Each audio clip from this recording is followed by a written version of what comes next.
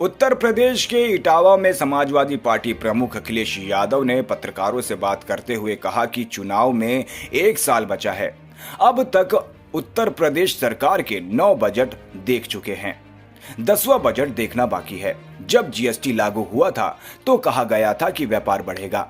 इस कानून के लागू होने से व्यापारी और कारोबारी अपने टैक्स का भुगतान कर सकेंगे। शायद ये पहला कानून है जिसमें इतने संशोधन किए गए हैं, लेकिन इतने संशोधनों के बाद भी सरकार को इसमें फिर से संशोधन करना पड़ा और ये स्वीकार करना पड़ा कि गरीबों के जीवन में बदलाव लाने के लिए कानून में संशोधन करना ही होगा। सवाल ये है कि जब से जीएसटी लागू हुआ तब से लेकर अब तक सरकार ने कितना मुनाफा कमाने दिया? ये कौन लोग थे जो बेवजह मुनाफा कमा रहे थे? अंदर या 1 साल का आसपास समय बचा है सरकार के पास, और अब तक अभी हम लोगों ने जो बजट देखे हैं उत्तर प्रदेश सरकार के 9 बजट देख चुके हैं। आखिरी बजट आना है जो अब आ जाएगा आने वाले समय में। दिल्ली की सरकार तीसरी बार चल रही है। हाल ही में हमें और आपको देखने को मिला कि एक ऐसा कानून जीएसटी जब लागू किया गया था तो ये बात कही गई थी कि व्यापार बढ़ेगा।